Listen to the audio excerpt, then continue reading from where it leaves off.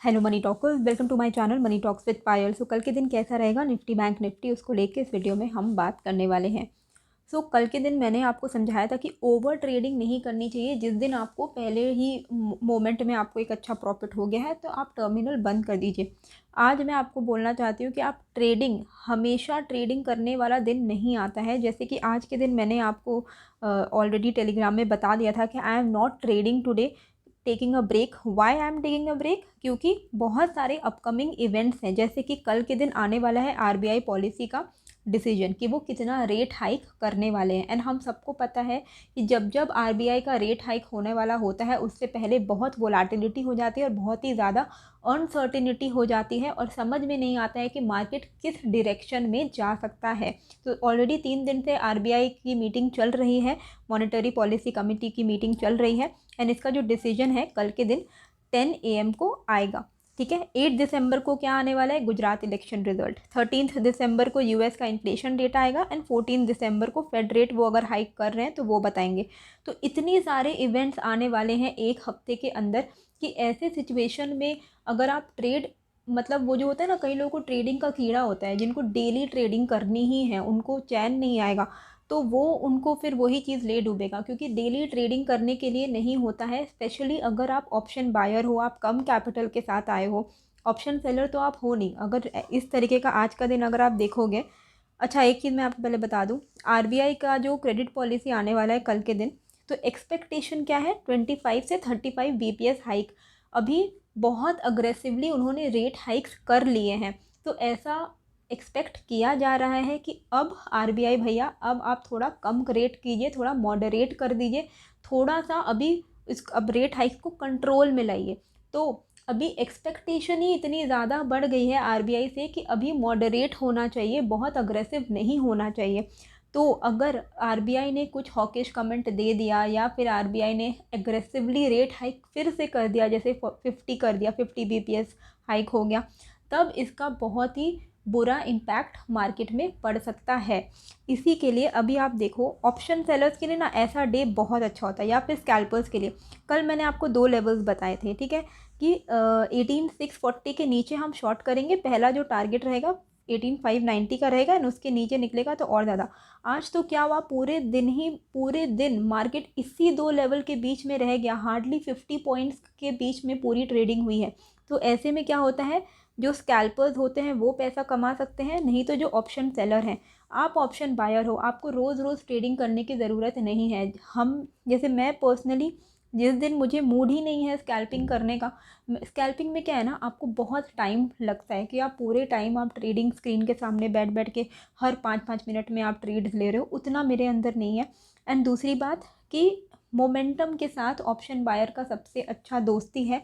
तो अगर मोमेंटम आता है तब हम ट्रेड करेंगे। एक चीज़ हमेशा याद रखिएगा, पहले भी मैंने बताया है अपने सब्सक्राइबर्स को, अभी काफ़ी नए सब्सक्राइबर्स आए हैं तो मैं आपको बता दूं कि जब आप क्रिकेट खेलते हो, क्रिकेट खेल रहे हो, तो आपको विकेट विकेट बचाना होता है, राइट। अगर आपके 10 के 10 विकेट निकल गए तो आपका गेम वहीं पे ओवर हो जाता है।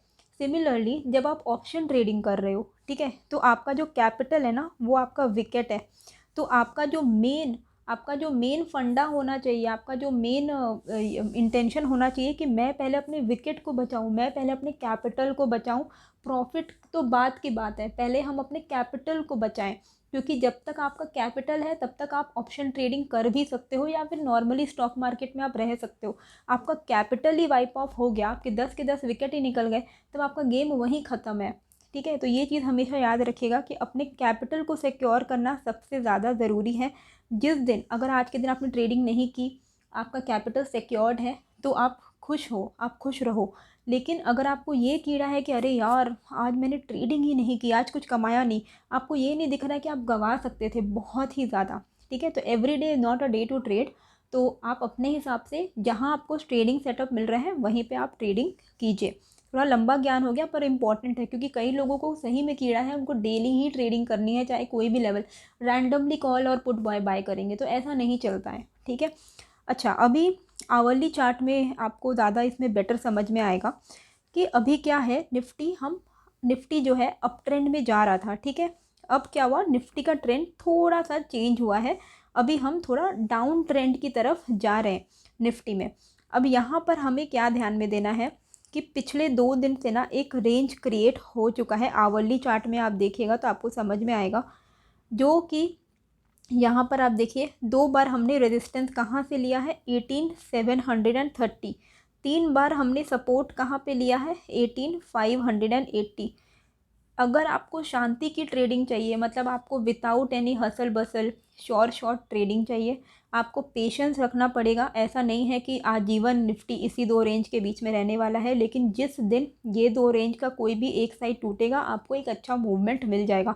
भले ही आपको 2-3 दिन ना मिले वो ट्रेड, लेकिन आप वेट कीजिए, ठीक है। मैं रोज़ ट्रेड नहीं लेती, लेकिन जब मैं लेती हूँ तो वो जो मैं आपको लेवल्स बताती हूँ उसी हिसाब से मैं खुद भी ट्रेड लेती हूँ और वो सक्सेसफुल हो जाता है। तो यहाँ पर हमें क्या ध्यान में देना है कि 18,580 के नीचे अगर निकलेगा तो ये जो ट्रेंड चल रहा है ना, नीचे नीचे डाउन ट्रेंड जो चल रहा है, ये कंटिन्यू हो जाएगा। फिर ये जो ट्रेंड है ये इनवैलिड होने लगेगा धीरे धीरे, एंड ये जो डाउन ट्रेंड है ये कंटिन्यू होने लगेगा। और फिर 18,580 के नीचे अगर इंट्राडे में भी निकलता है या डेली क्लोजिंग बेसिस पे भी आपको दिख रहा है कि 18,580 के नीचे मार्केट क्लोज हो रहा है, तो आप पोजिशनल शॉर्ट पे बैठ सकते हो। इंट्राडे में अगर 18,580 के नीचे निकल रहा है तो आप 50-50 पॉइंट्स करके नीचे की तरफ ट्रेल करते जाइए, ठीक है। सिमिलरली ऊपर के लेवल पे क्या ध्यान में देना है कि अगर क्लोजिंग 18,730 के ऊपर हो रही है तो ये जो ट्रेंड जो चल रहा है ना डाउन ट्रेंड, ये इनवैलिड हो जाएगा, ये ट्रेंड ही इनवैलिड हो जाएगा और फिर से अप ट्रेंड रिज्यूम होने लगेगा। तो 18,730 के ऊपर अगर मार्केट क्लोज होने वाला है 3:30 बजे, आपको दिख रहा है कि 18,730 के ऊपर की क्लोजिंग आ रही है, तब आप क्या कर सकते हो कि आप पोजिशनल कॉल पे बैठ सकते हो, ठीक है। आप लॉन्ग जा सकते हो और आपका जो पोजिशनल टारगेट होगा वो आपका 150 से 200 पॉइंट्स का रह सकता है।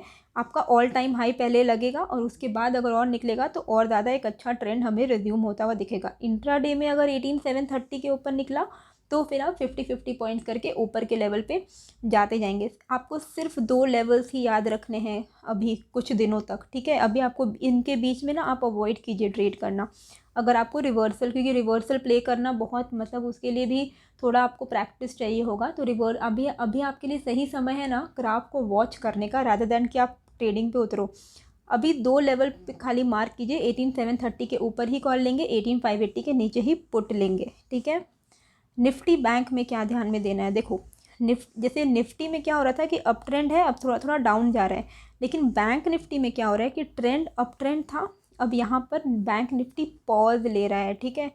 जब कंसोलिडेशन होता है ना, तो कंसोलिडेशन में आपको अवॉइड करना चाहिए ट्रेडिंग और आपको वेट एंड वॉच करना चाहिए। और अभी पूरा मार्केट का जो मूड है वो भी वेट एंड वॉच वाला ही मूड है, क्योंकि आपको आज भी दिख रहा है कि हम ऑलरेडी निफ्टी में सिर्फ 50 पॉइंट के बीच में ही घूमते रहे, तो सबको ही वेट एंड वॉच कर रहे हैं कि देखते हैं क्या आता है इलेक्शन रिजल्ट, देखते हैं क्या आरबीआई पॉलिसी रेट हाइक करता है, यूएस में क्या होता है, वो अभी हमें देखना होगा।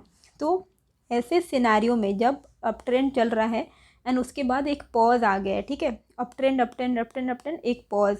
अब ऐसे सिचुएशन में हमें भी वेट करना होता है ये देखने के लिए कि इस पॉज के बाद क्या ये कंसोलिडेशन हो रहा है या डिस्ट्रीब्यूशन हो रहा है। ये हमें कैसे समझ में आएगा। कंसोलिडेशन का मतलब क्या होता है, यहाँ पे वॉल्यूम कम हो गया है लेकिन लोग धीरे धीरे बाइंग कर रहे हैं, अल्टीमेटली बहुत शार्प ब्रेकआउट आएगा, वो हो गया कंसोलिडेशन। डिस्ट्रीब्यूशन मतलब क्या हुआ, अप ट्रेंड जा रहा है, एक जगह पॉज हो गया, अब यहाँ पे ना धीरे धीरे जो बड़े बड़े इंस्टीट्यूशनल हैं वो सेल कर रहे हैं, वो डिस्ट्रीब्यूट कर रहे हैं लोगों में, ठीक है। फोमो में लोग खरीदते जाएंगे, वो डिस्ट्रीब्यूट कर रहे हैं, इसके बाद एक शार्प फॉल आने लगेगा। इसीलिए जब ऐसा सिचुएशन आए तो हमें कंफर्मेशन का वेट करना है। कंफर्मेशन हमें कैसे मिलेगा कि ट्रेंड किस तरफ रेज्यूम हो रहा है।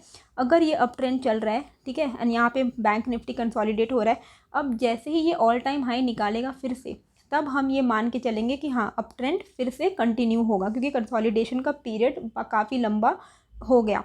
यही अगर निफ्टी बैंक में ये हुआ कि इसने अपना जो स्विंग लो बनाया है वो तोड़ दिया, मतलब वो अप्रॉक्सीमेटली 42,900 के आसपास में है, तब हम मान के चलेंगे कि ये जो अप ट्रेंड है ये इनवैलिड हो गया है, क्योंकि कंसोलिडेशन के बाद अब इसमें ब्रेक डाउन आ गया है, ठीक है। तो अभी हमें वो चीज़ वेट एंड वॉच ही करनी है, हो सके तो अवॉइड कीजिए, वेट एंड वॉच कीजिए। अभी इंट्राडे में जिनको ट्रेड लेना है उनको क्या करना है, तो 2 लेवल्स हैं। ऊपर का लेवल है 43,215, इसके ऊपर अगर बैंक निफ्टी निकलता है तो आप 100 पॉइंट्स करके आप मूव कर सकते हो अप साइड में।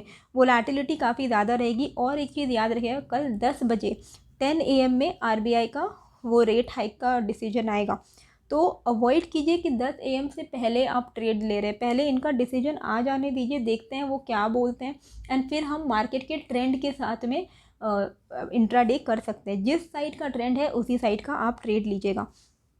43,215 के ऊपर निकल रहा है बैंक निफ्टी, आप कॉल ले सकते हैं 100 पॉइंट्स करके। 43,300, 43,360 एंड 43,360 अगर निकल गया तो 43,600 तक के हमें जो टारगेट्स हैं वो मिलेंगे। शॉर्ट हम कब करेंगे, तो शॉर्ट हम कर सकते हैं बेसिकली 43,100 के नीचे ही, 43,100, 43,090 के आसपास। जब इसका ब्रेकडाउन होगा, ये जो एक रेंज आज जहाँ पे हमने सपोर्ट लिया है, इसका अगर ब्रेकडाउन होगा तो हमें 43,000 का पहला टारगेट मिलेगा एंड 42,900 का दूसरा टारगेट मिलेगा। तो 200 पॉइंट तक हमें फॉल देखने को मिल सकता है अगर हमने 43,100 के नीचे का ब्रेकडाउन दे दिया तो इस तरीके से आपको यहाँ पर फॉलो करना है।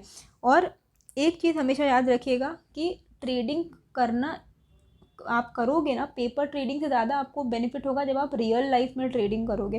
पर रियल लाइफ में ट्रेडिंग तब करोगे ना तब जब मोमेंटम है। मोमेंटम अगर डेड है या फिर ऐसे इंपॉर्टेंट इवेंट्स हैं तो अवॉइड कीजिए, क्योंकि अवॉइड करोगे तो कैपिटल सुरक्षित रहेगा, एंड कैपिटल सुरक्षित रहेगा तो आप मोमेंटम के वक्त में जब आप ट्रेड लोगे तो वही कैपिटल आपको प्रॉफिट बना के देगा। ठीक है, तो लॉस करने से ज़्यादा बेटर है कि आप उसको सेव करके रखो, ये चीज़ याद रखिएगा। एंड जो टेलीग्राम आप मेरे को ज्वाइन कर सकते हो टेलीग्राम में, उसका जो लिंक है मैं आपको कमेंट बॉक्स में दे दूँगी और डिस्क्रिप्शन में भी आपको दे दूँगी, आप ज्वाइन कर सकते हो।